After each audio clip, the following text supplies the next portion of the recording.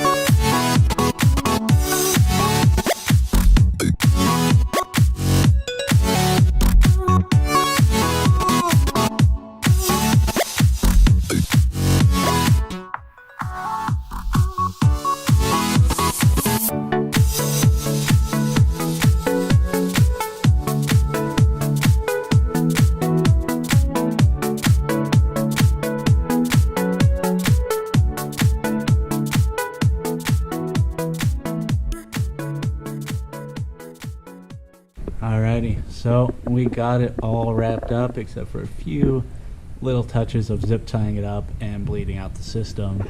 But as you can see, we got the Airdog all plumbed up to the sump on the bottom of the tank. Once we get it off the lift, we're going to strap these lines up a little bit tighter. But the lines go up along the frame rail, come out over the frame rail, along the inside where the factory lines ran. Then we move up to the front of the truck where the factory pump still sits. We ended up not removing it. Then we got the wiring harness and the fuel lines that run up along the firewall to the top of the engine. Overall, pretty clean install. Pretty happy with it. Alright, so here you can see in the engine bay of the truck, you can see the fuel delete block that we put in from CNC Fabrication, as well as the sensor and the fuel pressure sensor and the fuel feed line to that block. So what this block is it's basically a distribution block that goes in place of your fuel filter. You don't need it with the CNC fuel delete lines, but I think it adds a nice touch to the engine, and it actually cleans up the valley quite a bit, which makes it a lot nicer when you're working on anything else. So here you can see the T or cross of all the fuel lines. This fuel line right here goes from the front of the passenger head into the block, the distribution block, and the other one right next to it goes to the rear port on the back of that head. And then from that T you can see one comes over to the driver's side front of the head, and then the one coming straight out of the back of that goes to the back of the driver's side head. So with this, you are providing steady fuel flow through all four ports of the head. So it's technically not a regulated return system, it is a 4-line feed system providing good fuel pressure to all the ports.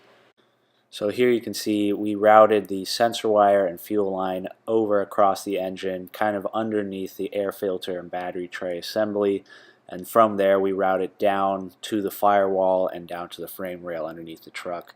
We chose this route to kind of keep the fuel line away from all the hot components that we could, and keep it away from the exhaust manifold on its way down to the frame rail. So with this system, you can run the 4-line feed kit with your stock fuel bowl assembly, and I did that for a number of weeks up until the time that I got the rest of the parts to completely finish the fuel system. That alone made a pretty big difference in the idle quality of the truck, just providing steady fuel flow to all the different all the different injectors front and back of the engine. I am much happier to have that fuel bowl assembly out of the truck, mainly because it's just a part of the truck that always tends to end up leaking. It's just one of those poorly designed parts that was on the engine, and it's nice to have it out of the engine. As I said, it really makes the engine bay cleaned up a lot more. Obviously it's nothing huge, but visually it makes a big difference, and as far as actually getting into the engine and working on things and being able to see what you're working on and being able to see leaks from any other parts of the engine, it makes a big difference being able to see into the valley of these engines, which anybody that owns a 7.3 knows that if there's going to be a fuel leak or an oil leak on the engine, it's most likely going to be up here in the valley. So having it all cleaned up and easier to work on is a really nice improvement in my eyes.